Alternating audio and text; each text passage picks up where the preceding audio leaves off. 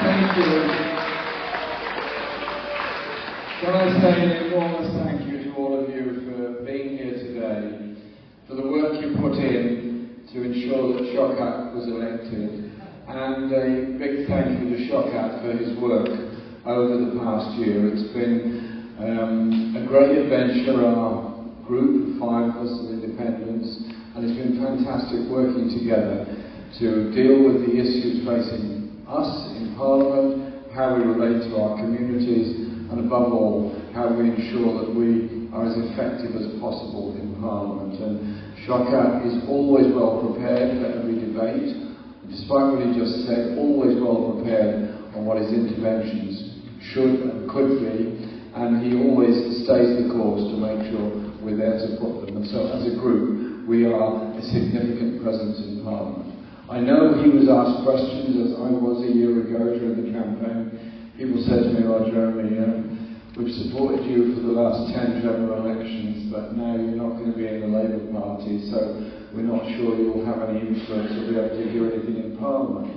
And I said, why do you allow the idea of a party machine to take over from your notions of democracy and what representative politics is all about?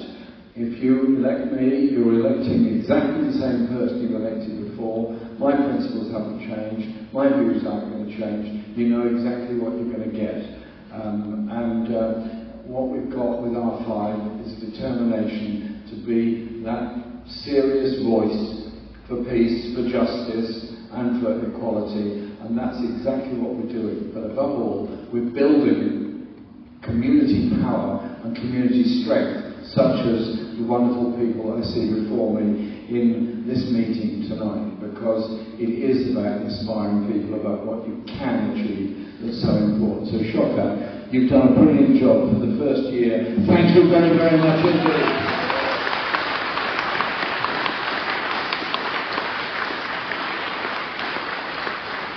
And I want to say thank you to St Philip's Church for giving us the space this evening, and all those others who, in the height and heart of your election campaign, as with many others, suddenly found space, time, energy to do things which probably Shockat and I as candidates didn't even know about. In some cases, it's probably just as well we didn't know about it as well. So it is about how we build that strength of community. Now, there's a lot of issues that I could talk about tonight, but I realise we've only got 3 hours. Or 1, or something. So there's a couple of things I want to talk about, which I think personally are very, very important. What we're witnessing at the moment is a huge parliamentary game of charades going on. It's been going on for a few weeks about the Universal Credit Bill that we're finally going to possibly vote on Tuesday. And that bill was introduced by Liz Campbell as Secretary of State for Work and Pensions.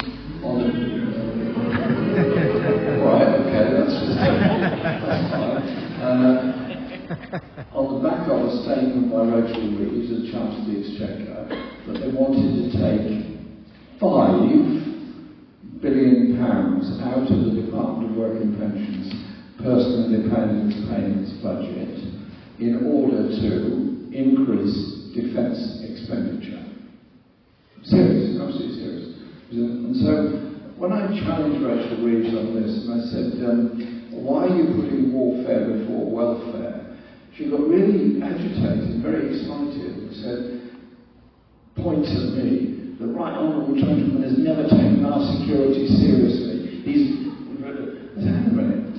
My idea of security is a society where nobody's hungry, where everybody's got a doctor, where every kid goes to school, where we sustain our environment, where we don't pollute our world, where we don't go to war with our neighbour, and we serve for peace, not war.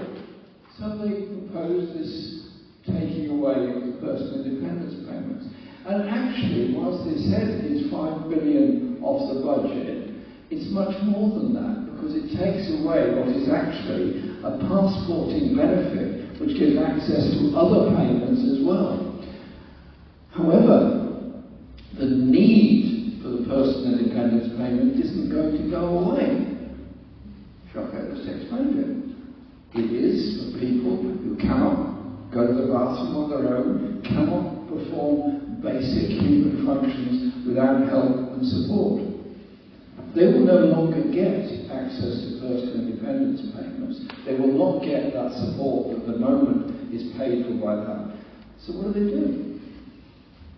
Either suffer in the most indescribable circumstances on their own, or somebody, a friend, a neighbour, a family member, has to give up work and take on the job of caring for that person out of love and support and affection. And it's nearly always women that end up doing this, losing their jobs, losing their career, losing their lives in order to care for somebody who is in profound and serious need. I want to live in a society where we don't leave anybody behind. Whatever their disability, whatever their needs, we, as a community, make sure they're supported and cared for. The so-called compromise, which the so-called leaders of the so-called rebels have negotiated with Starmer yesterday, was that it's okay, nobody that receives a personal independence payment at the moment will lose it. Nice.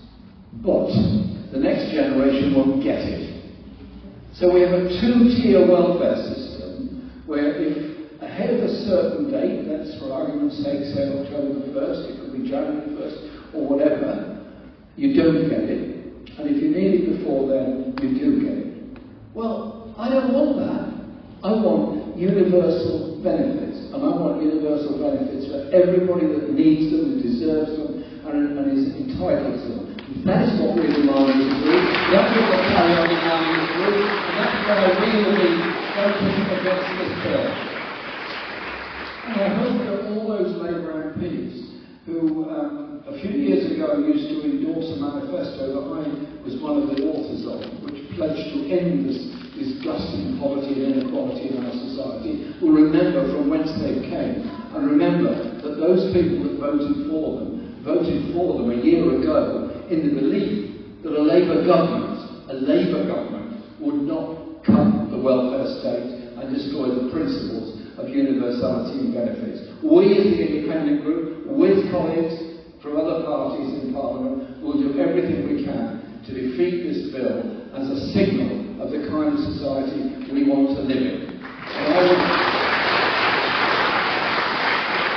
I would much prefer that we were arguing about the details of how you expand and create greater access, how you end discrimination against people with disabilities, how you support them in proper independent living and all the other issues that go on. You all know the situation in your own communities. You've probably got family members who are going through it. And the week after this announcement was made, I called a public meeting in my constituency, and I contacted through the local group called Disability Action in England. I said, invite anyone who can get along to come and describe their situation. So they came in very large numbers. We filmed the whole meeting with their permission, of course. And the stories were horrendous of the fear they were had. They saw people with tears in their eyes saying, I don't know what I'm going to do if I lose this benefit. It's the only lifeline I have. And so, shame on them for even trying to destroy this. And they were forced into a retreat yesterday, but it's not the end of the story. And so we've got a lot more to go on this. Now it could be that Starmer will give up the whole ghost by Monday night and just say, well, we're going to lose on this anyway, so maybe they'll withdraw the whole bill. They should never have introduced the thing in the first place. It is a failure of this place. But they didn't care about it. And so, one of our purposes in Parliament is to deal with issues of poverty and inequality in our society. There are other aspects of the welfare state that do need addressing. Why do we have a two-child benefit cap? Ask the question, why? Why is it that the first two children in a family are entitled to support, the third, fourth, fifth, or whatever number of children there are, is not? Now, what on earth is that about? Well, I remember when that was introduced by Ian Duncan Smith, when he was Secretary of State for Work and Pensions. He went on a visit to Glasgow, to the East End of Glasgow, where poverty levels are terrible and serious, and concluded the reason there was so much poverty was that people had large families. Therefore, if you punish them for having large families, the next generation won't have large families. Wow. And he believes he's a morally upright, inclusive individual. So he produced this nonsense, this kind of 19th century moralism, and introduced these rules. They've created serious levels of poverty in large families in here, in my constituency, and elsewhere. And so, why on earth isn't this bill getting rid of that horrible anomaly and saying that we will treat every child equally, every child the same, and end child poverty within our society? And the cost of doing it would be about 1.3 billion a year, which of the increase they're proposing in defence expenditure could be covered by covered for 10 years by 1 year's increase in defence expenditure. That's the appalling situation, really. And then there's the waspy women who were shortchanged and misled over the pension age and the time they'll get their pension. They've been very badly treated. They were promised support in the 2024 Labour Party election manifesto. The first thing they did was say, it's unaffordable, we're not doing it, can't do it, tough on them. Well, those women are brilliant campaigners. Those women ain't disappearing, they ain't going away. And they will turn up at every event, every rally, for years and years until they get their justice. We are supporting them in their demand for justice and equality within our society. And so there is so much that could be done. And I wish we were arguing about improvements for the future rather than trying to defeat something that is so incredibly wrong. And the arguments behind it are really bizarre, because to begin with, Rachel Reeves suddenly discovered there was a 22 billion black hole, as she described, in government spending. Well, she and Starmer said they had examined what the Tory government had done with forensic concern. Okay. I'm not sure what forensic concern is, but it sounds good. It sounds something we should all be doing. Had they not noticed what the previous Tory government was doing? They knew exactly what they were doing. They created this figure of 22 billion, and on the basis of that, introduced a new round of austerity, which has hit those on benefits. It's also hit every single government department, except the headline figures relating to defence and health. Local authorities have been cut. I just got a letter yesterday to say that the Joint Care Commission, which covers 2 London boroughs, one of which I represent, is going to have its budget cut by 50%. 50%. And they're thinking about merging to cut down on staff costs. This sort of nonsense is going on all over the country. We're in for a new round of austerity, and which means that local government spending is hit, health spending is hit, education spending is hit, and all the rest of it. So we're creating inequality and poverty before our very eyes.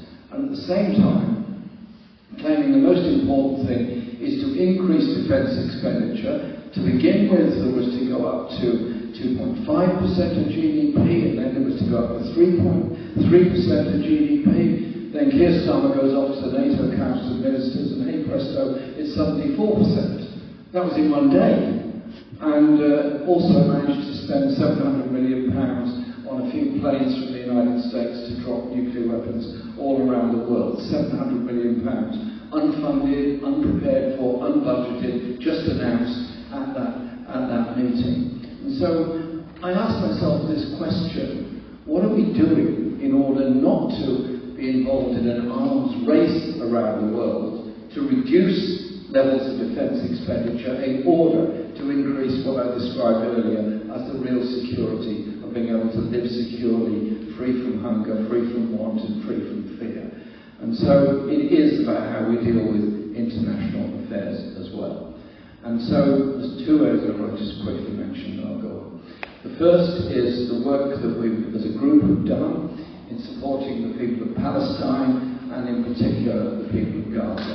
Shockat went over there, and I'm so pleased he was able to go, and quite relieved he wasn't arrested while he was there. Nice to have him back. But it was very important he made that visit. It was a gesture of solidarity, and that's a very important thing to do.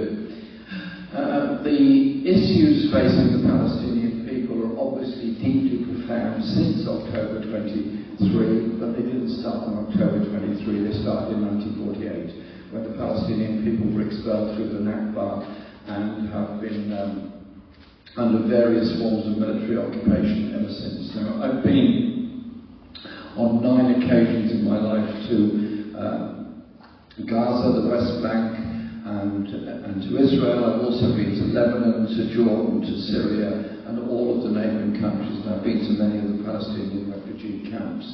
And one of the most poignant memories I ever had is going to Sabra Chantilla camp with the late Sir Gerald Kaufman, who was a Jewish Member of Parliament, grown up as a Zionist, and changed his mind profoundly when he saw what was going on towards the Palestinian people. And he and I went to Sabra Chantilla camp together. We haven't always seen eye to eye on a lot of things, but we went there together. And I sat down talking to an old man about his life in the refugee camp. And I said to him, what's your life been like since you came here? And he then said very clearly that he'd come to this refugee camp near Beirut in 1948 after the Nakba, and he'd been there ever since. He'd never been out of the camp, he'd never been anywhere else in his life since 1948, which is before even I was born. And I then said, where did you come from? And he named a village which no longer exists.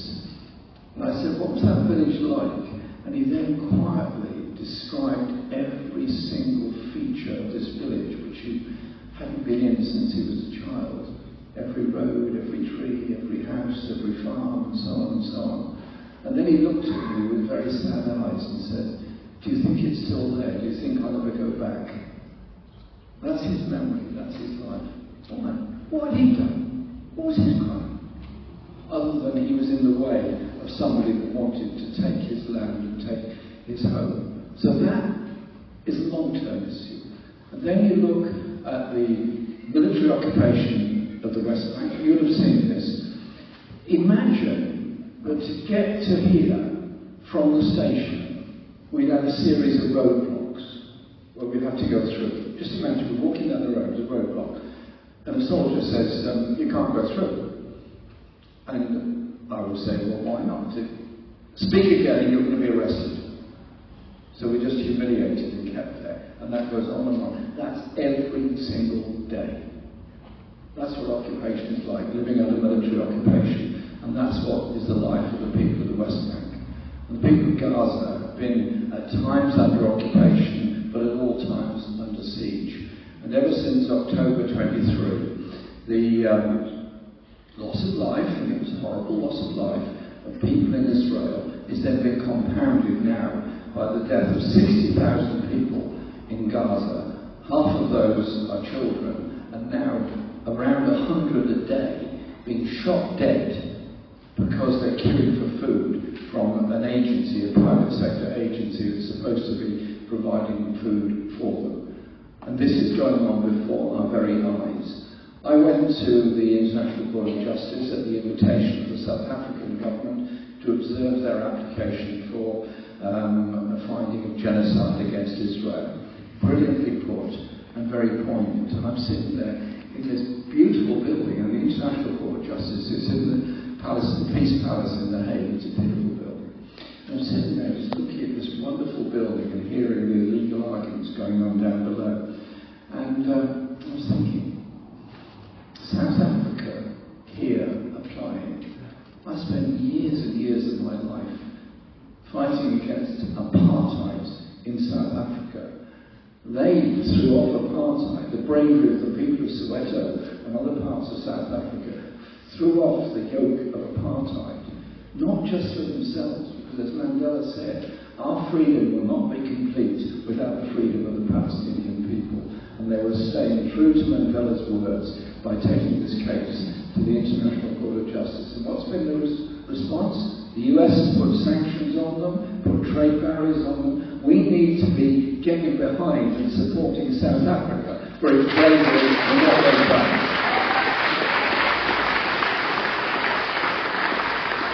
And so it is about ending the occupation. It is about bringing about a ceasefire so that the daily starvation of the people of Gaza comes to an end. And then we look at our own complicity in it. We've been every single day in Parliament raising the issue of British supply of weapons to Israel. Particularly the F-35 jets. We sort of divide up the questions behind us, so we work together as a really good team, like a good football team. Yes, yes. We're supposed to cheer at that point. That's all right. Where we decide who's going to push on which point. And it's usually my job to push on the parts for the F-35 jets. Without British-made components, those planes could not fly. 15% of the components are made in this country. They couldn't fly, absolutely couldn't. We've continually raised this, and various answers we've got were that either it wasn't true, or it wasn't verified, or they weren't sure where the parts was going, or they were going in the global supply chain. There was always some long-winded answer, which never gave the answers to the question that we put. And so we continue with it. But it's very clear to me that it's not just the flying of those weapons and the use of RAF artillery and the overflying of Gaza that's been so important in this. It's also the dishonesty towards the British public about our participation in this.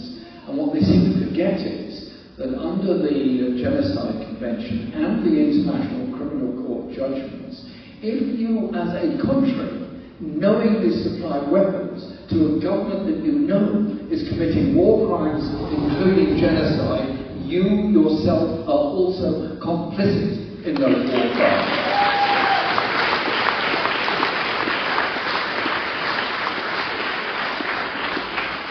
And having been in Parliament for a long time, been through this over Iraq, been through this over the Gulf War, been through this over 9/11 and others, you have to keep up being persistent on this. And eventually, after several years of pushing, we got the inquiry by Sir John Chilcot into Iraq, and whilst it wasn't an empowered inquiry sufficiently, at least it came up with a great deal of evidence about the way Parliament had been misled about weapons of mass destruction and other issues.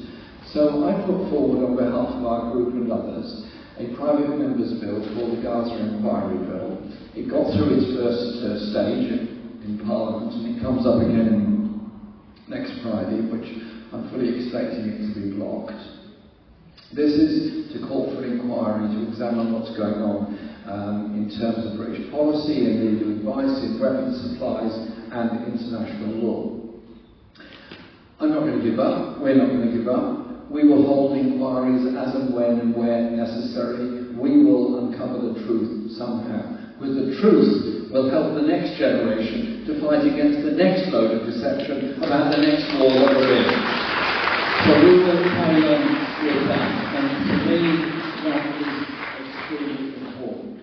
I want to live in a world of peace. And I'm not naive about the situation around the world. I'm not naive about the war that's going on, the awful war that's going on between Russia and Ukraine, or the war that's going on in Sudan, or the loss of life in the Democratic Republic of Congo, or in Yemen, or for that matter, in West Papua and other places around the world. The way you deal with the war is look at the causes of it, see what the opportunities are, bring about a reduction or a reduction of hostilities or a ceasefire, and then bring about a long-term peace process. And so I asked myself, as the British government, what are you actually doing in a strategy for peace? I got a copy of the Defence Review, in which basically the Defence Review said we need to spend a lot more money, billions more, and an increase in military expenditure as well as expenditure on nuclear weapons and delivery systems for them, which I pointed out to the Minister the other day is actually illegal within the Nuclear Non-Proliferation Treaty. They said I didn't understand the Nuclear Non-Proliferation Treaty. I think I do. I've actually read it. I don't believe any of them have. And I believe Britain is in breach of it. And I will be personally in Japan in August at the 80th anniversary commemoration of what happened in Hiroshima and Nagasaki. Because I don't want ever to see a nuclear weapon used anywhere in the world. A nuclear weapon will only kill millions of people. And so it is about our determination to bring about a more peaceful world. You do that by dialogue, you do that by dealing with the causes of war. That surely has to be the right way forward. And so as Shockat said, we're actually at quite an interesting seminal point in politics. Seminal point where you've got a Labour government in office which is not even doing what it promised to do in an extraordinarily limited manifesto a year ago, presiding over greater poverty and inequality within our society. And at the same time, there is a horrifying and serious rise of racism within our society and a rise of far-right politics all across Western Europe, the United States and some other parts of the world. So do we just retreat in fear and horror of the simplistic, dangerous message that Farage and Reform put out? Or do we do something different and unite as people and communities so that the simplistic appeal that the reason your school is underfunded, the reason your hospital got a waiting list, the reason you can't get a house is somehow or other the responsibility of somebody who themselves are a victim of war trying to get to a place of safety by taking a very dangerous journey across the Channel. So we unite as people to deal with those issues and unite as communities to demand proper levels of spending on local government, proper levels of spending on education and on health, and dealing with the mental health crisis and all the other issues that affect our society. It's very easy to divide people by blaming minorities. That's what the Nazis did in the 20s and 30s, and you know where that leads to. But if instead we unite as people to demand change on the kind of society we want, and support those people that are victims of the racist attacks that happened here in Leicester, happened in Viking 60, happened in Southport, and happened in other places, to show the strength, the moral strength of communities coming together. And so our group of independents in Parliament do our very best to raise all these issues and not allow the blame culture and stereotyping of communities, but instead bring people together on what we can achieve together. The issues facing this planet are poverty, inequality, environmental destruction, and the growth of the unaccountable power of the super rich around the world. In our own society, we've got more billionaires than ever and more poverty than I can remember in my lifetime. The two things are actually connected. So, how about a wealth tax? How about an increase in taxation at the very top end of society? How about doing things in a different way? And so our political voice needs to be stronger, louder and more united. I've spent a lot of time since the election last year, travelling around the country, meeting people in different circumstances, different communities. I travel to different towns and cities 2 or 3 times a week sometimes, in order to understand how people are thinking and understand the need for an alternative voice to grow. We need to get it right, we need to get it united, and we need to be absolutely determined. You showed here last year, against all the odds, you got Shockat elected. Nobody gave you a prayer of getting elected. Nobody gave you a chance. They said, no way, you'll never win that. Yet you did. You won it. Why? Because you united as communities, you went out there and you door knocked, and you gave people hope. You gave people enthusiasm. You gave people an opportunity. And it's a very precious thing. So when we're united with a determination for a fair and just society, where we're united in a view that every person matters, every young person matters, every child matters, and we don't cast people aside, you create something very, very powerful. And that's what we're building all over the country. And I'm absolutely delighted and proud to be able to be here with you in Leicester now, tonight, supporting Shockat, but also supporting candidates that will be running as independents in local elections in a year's time, and also when the next parliamentary election comes round in what, 28, 29 or August 25, whatever it happens to be, because I want to see us to have a much bigger and much more powerful voice in Parliament. But Parliament on its own doesn't change things. It's popular opinion that changes things. The vote didn't come from Parliament, it came from the Chartists, it came from all those that campaigned for it in the 19th century. Rights of work didn't come from Parliament, they came from trade unions and people organised in factories.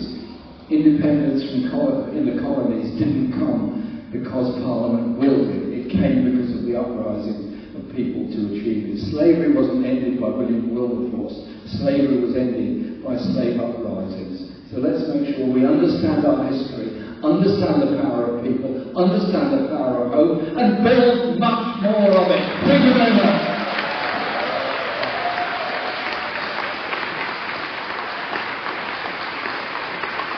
Thank you very much, Shaun Johnson, MP for Evington Road in London.